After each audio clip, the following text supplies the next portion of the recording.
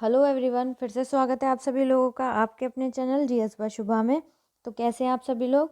मैं आशा करती हूँ आप सभी लोग बहुत ही अच्छे होंगे, एकदम स्वस्थ होंगे। तो चलिए अब अपनी आज की केमिस्ट्री की क्लास पर आते हैं। तो जैसे कि आप लोग जानते हैं, केमिस्ट्री में जो हमारा टॉपिक चल रहा है वो एटम और मॉलिक्यूल्स का ही चल रहा है। आज हमारे इस टॉपिक की 10वीं क्लास है।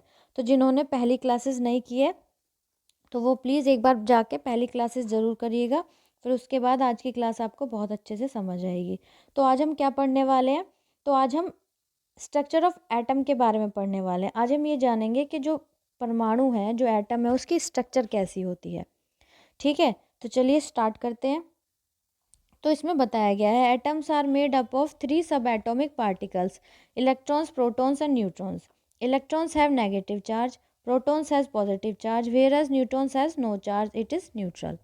अब इसका मतलब क्या है हिंदी में जानते हैं।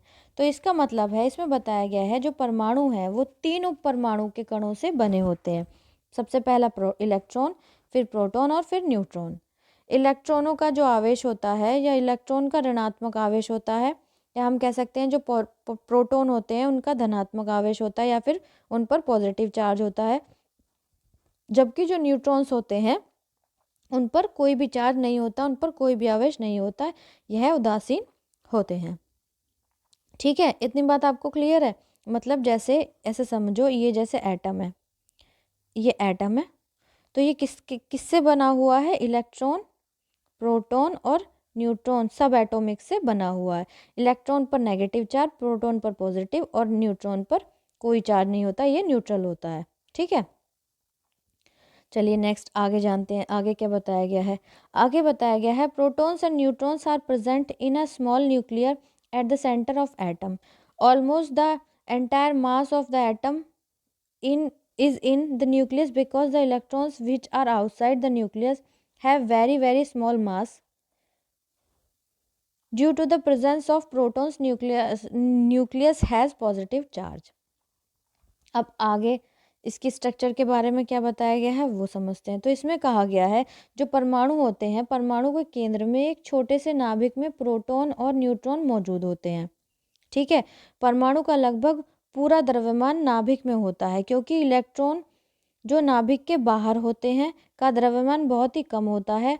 प्रोटॉन की उपस्थिति के कारण नाभिक का धनात्मक आवेश होता है। देखो ऐसे समझो, जैसे ये क्या है, एक प्रोटॉन है।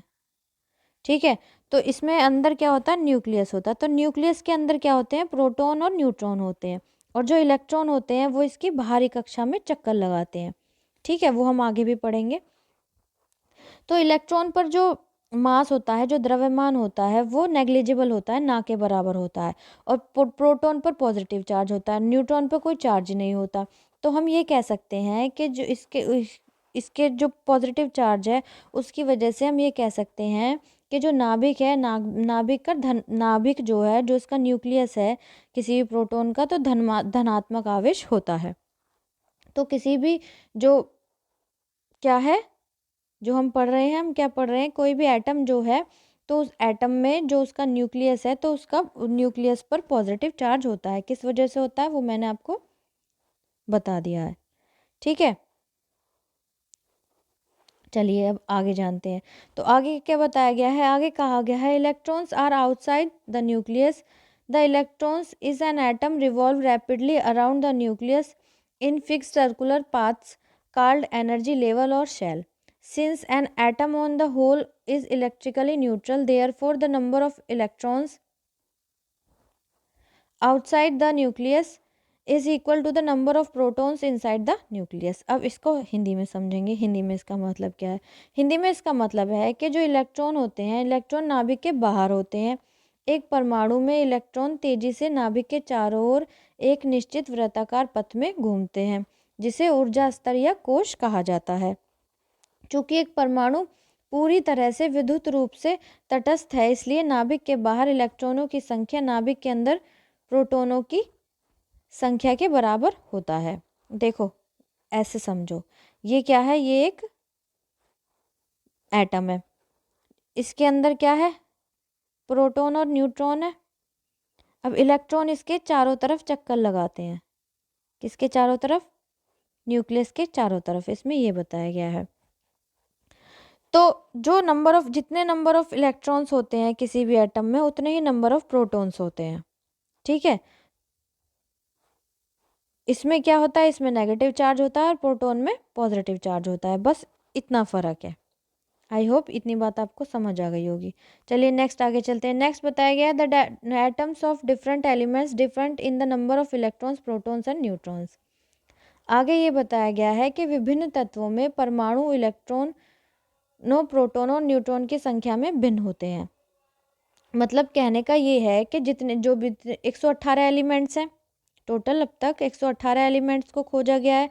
तो 118 एलिमेंट्स में के बारे में क्या कहा गया है कि इन तत्वों में जो परमाणु है, जो एटम है, उसमें जो इलेक्ट्रॉन, प्रोटॉन और न्यूट्रॉन की संख्या है वो अलग अलग होती है। ठीक है, मतलब कि जो हाइड्रोजन है, क्लोरीन है, तो इसके परमाणु के जो इलेक्ट्रॉन, प्रोटॉन, न्यूट्रॉन है वो अलग हैं, इसके अलग हैं, कहने का मतलब ये है। तो आई होप आपको जो एटम की स्ट्रक्चर है उसके बारे में अच्छे से समझ आ गया होगा। अब नेक्स्ट क्लास में हम इलेक्ट्रॉन, प्रोटॉन और न्यूट्रॉन के बारे में डिटेल में पढ़ेंगे। तो ऐसे ही फिर हम आगे आगे पढ़ते चलेंगे। तो आज की क्लास आपको अच्छी समझ आई हो तो प्लीज़ कमेंट में ज़रूर बताइएगा। अगर अच्छी लगी है तो प्लीज़ लाइक भी कीजिएगा और बच्चों तक भी शेयर कीजिएगा, ताकि और बच्चे भी इस चैनल से जुड़ सकें और कंप्लीट डिटेल में जीएस पढ़ सकें। अगर आप इस चैनल पर नए हैं तो प्लीज़ चैनल को सब्सक्राइब ज़रूर कीजिएगा, बेल आइकन को भी प्रेस कीजिएगा, ताकि जब मैं वीडियो अपलोड करूँ तो आप तक नोटिफिकेशन सबसे पहले आए और आप अपनी पढ़ाई को कंटिन्यू कर सकें। सो गाइज़, आज के लिए इतना ही। मिलते हैं अब नेक्स्ट क्लास में, तब तक के लिए थैंक यू वेरी मच।